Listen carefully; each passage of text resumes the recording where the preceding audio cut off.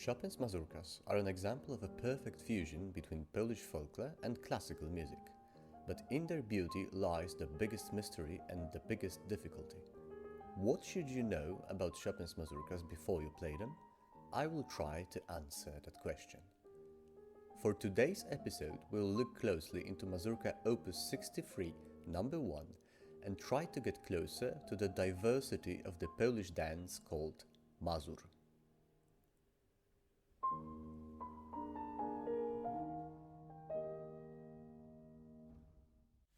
Hello, nice to see you. My name is Jerzy Owczarz, and today we will be talking about Chopin's Mazurka Opus 63 number 1 in B major. This fragment of Mazurka is most probably based on noble Mazur. I presume that because it's heroic in the character and its rhythm it's not too complicated and sophisticated.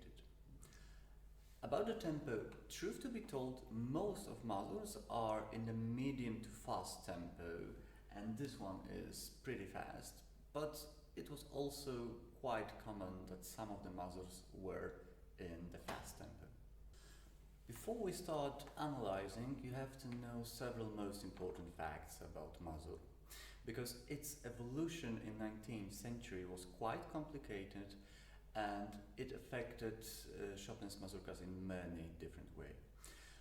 I will try to tell you only the most important things without going too much into details. In 19th century, basically you had two kinds of Mazur. The first one was a commoner's or folkloristic Mazur, composed and performed by the people of the countryside. The second kind of Mazur is this noble's Mazur, which was composed by classically trained composers and danced by high society. The thing is, the differences between those two Mazurs were considerable. They could be found both in musical playing and also in choreographical playing. Chopin was influenced by both kinds of Mazur, so sometimes I will be referring to the traditions of the countryside, and sometimes I will be referring to the traditions of the high society. But both of those kinds of Mazur have several things in common. The first is both are in the vivid character. When it comes to tempo, both are in the medium to fast tempo, and both of them have accents on the second and the third beat. Although the accents on the third beat in Noble's Mazur are much stronger than in folkloristic Mazur. To understand the flow of Mazur better, you have to know how it was danced. The Noble's Mazur was quite well described in the 19th century. The folkloristic one, not really. There were separate dancing handbooks which described all the basic steps and figures of the Noble's Mazur. And the folkloristic Mazur has several descriptions in ethnomusicological books. So during analysis, I will be mostly referring to the steps and choreography of the Noble's Mazur.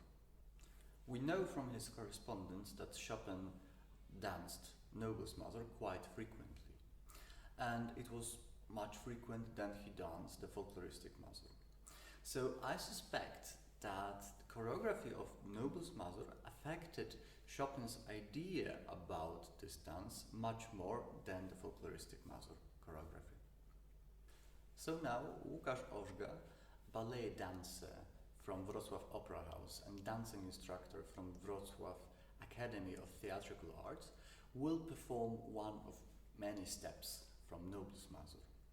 The steps are performed accordingly to 19th century dancing handbook written by Mestenhauser. First, in slow tempo. 1, 2, 3. 1, 2, 3. And now in regular tempo. 1, 2, 3, 1, 2, 3. And now with music.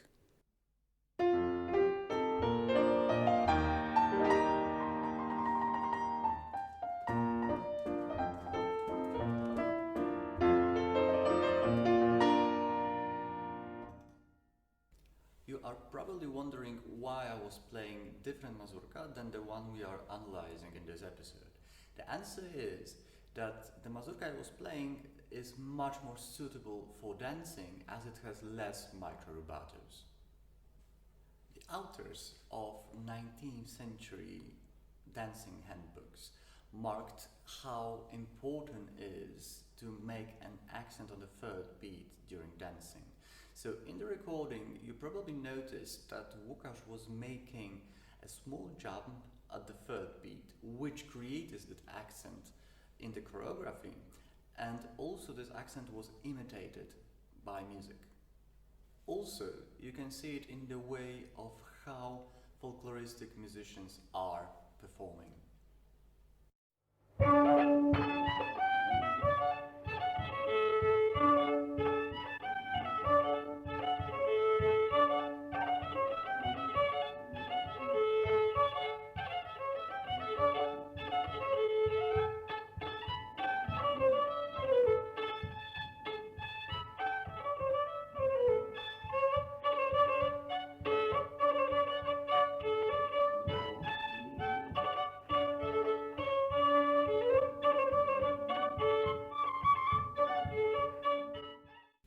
You can see this kind of accent in many Chopin's mazurkas, especially in Opus 6, number 3, also in Opus 33, number 4, since bar 161, also in Mazurka Opus 41, number 1, since bar 49, and also you have many accents on the third beat in the Mazurka Opus 50, number 2, since bar 68.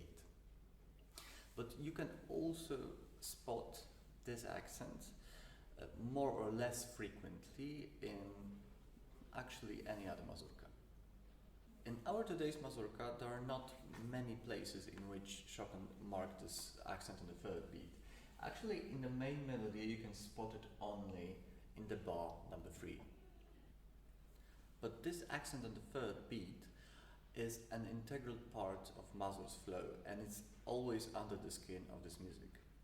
So even though Chopin did not mark this accent directly, he is kind of suggesting it.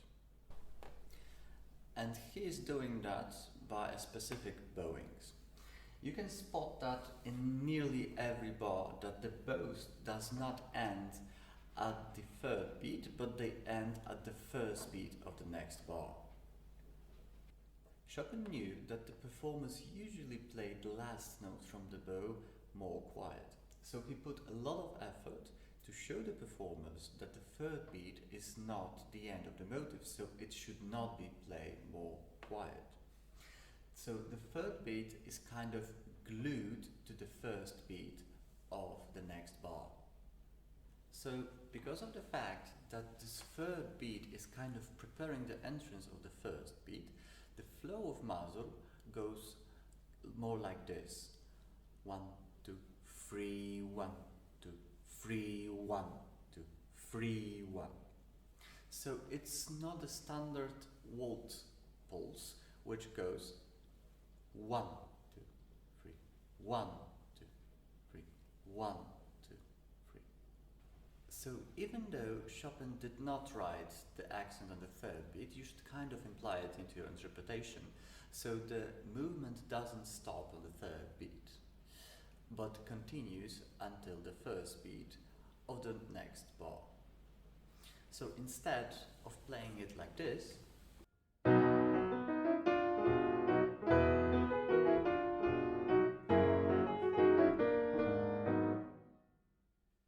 you should go more into this direction.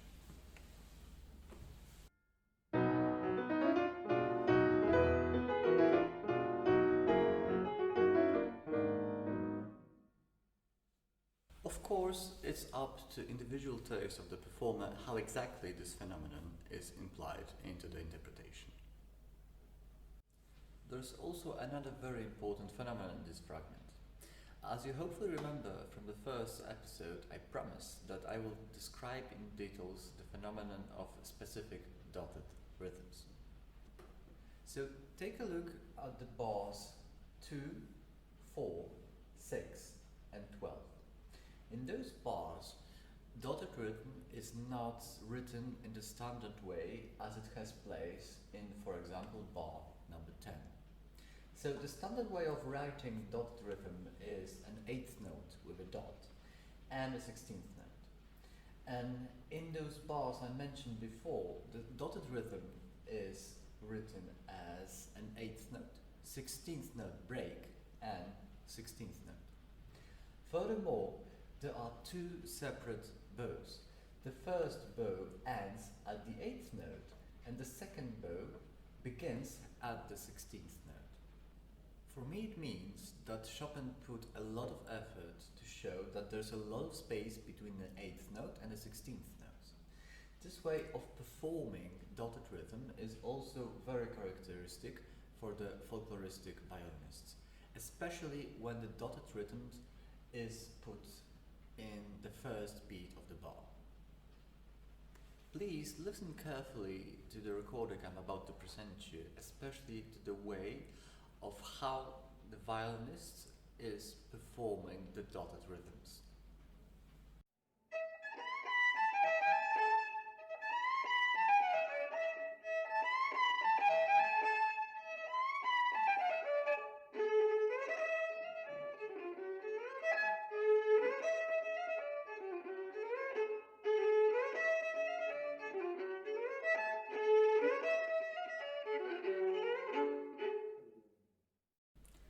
You probably noticed that during those 3 episodes I was presenting the recordings of musicians which were born at the beginning of the 20th century.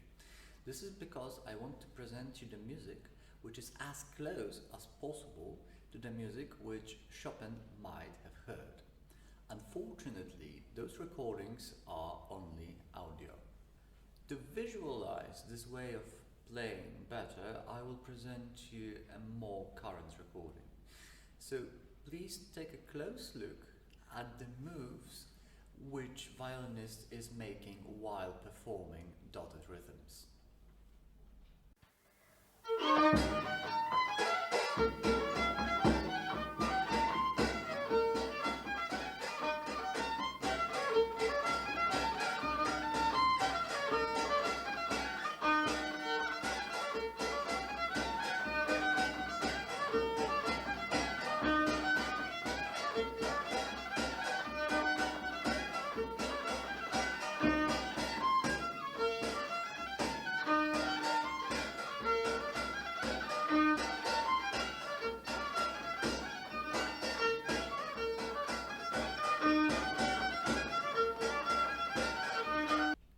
As you could hear in the recording, while violinist was performing a dotted rhythm, he was making a big and quick move on the 8th note. This significantly separates 8th note from the 16th note. And while playing this kind of specific dotted rhythms, we should try to imitate this move. So in the first phrase, instead of doing a standard dotted rhythm,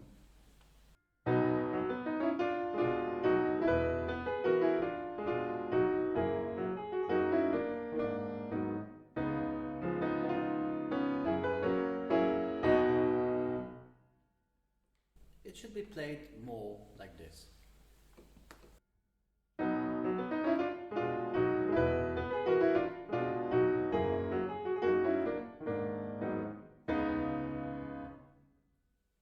The next whole section is most probably based on oberek, because it's in the light character and it consists of small, frequently repeated and variated motifs, and the variations are not too sophisticated.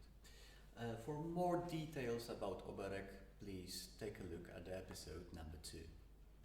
So you are allowed to show the spirit of the dance, so you can play it a little faster and with a small acceleration.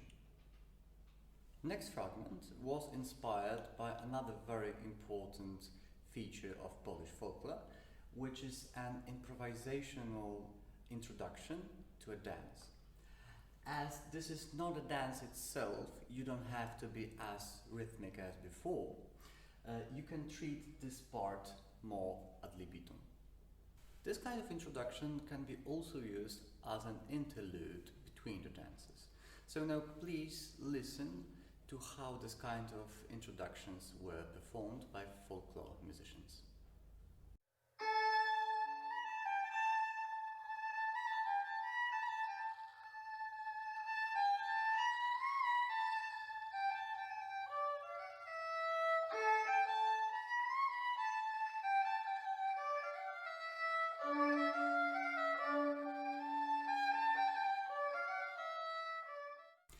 Of course, Chopin's version is much more developed, but still in the same mood. So instead of playing it as if it is part of the dance,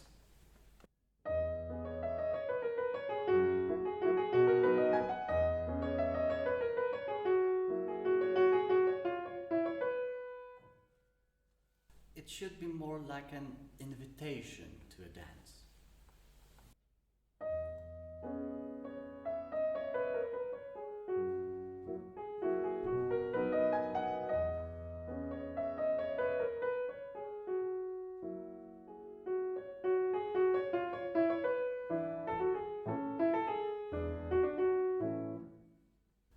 Of course, as it is a representation of folkloristic improvisation, it's really up to the performer how exactly it is done. But the overall character should be in this direction. The next fragment is not based on Noble's Mazur, because it's not heroic in the character. It's most properly based on folkloristic Mazur or slow oberek, because both of those dances have similar features. The difference between those two are only in the way you perform it. If you go more towards oberek, it should be a little bit faster and it should accelerate as it goes. If you choose folkloristic Mazur, the tempo should be more stable, maybe with a little acceleration at the very end. Blurry border between those two dances comes from the fact that in some regions of Poland they were often mixed by folkloristic performers. Especially it has place in Kujaw and some parts of Mazovian region, which is described by Jacek Kolberg. In this particular case, I would go more towards folkloristic Mazur because I don't like this melody to be accelerated too much, but it's my personal choice.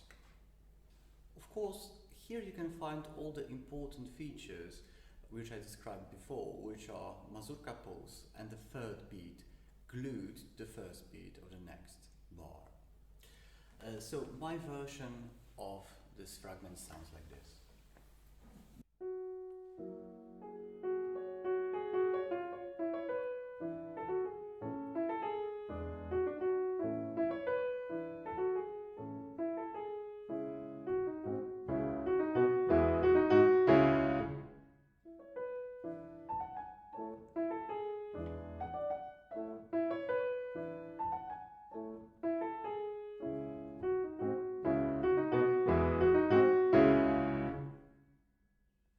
Next fragment is inspired by different type of the folkloristic introduction than I described before. And this is how it sounded.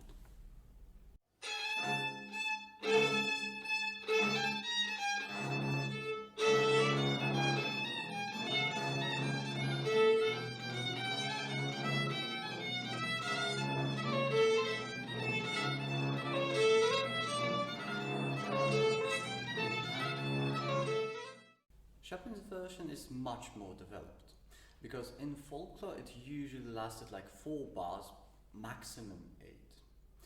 But still, this is the inspiration for Chopin to write this fragment. This fragment is also really altered from its original folkloristic roots because of the dynamics. Chopin suggests to play it in piano, and in folklore this kind of introduction was mostly played really loudly. So in this kind of places you have to know the folkloristic phenomena really well, but you have to choose wisely how you use them. Here we know that this is introduction, so it's not a part of the dance, and it has a mazurka pulse. So my version sounds like this.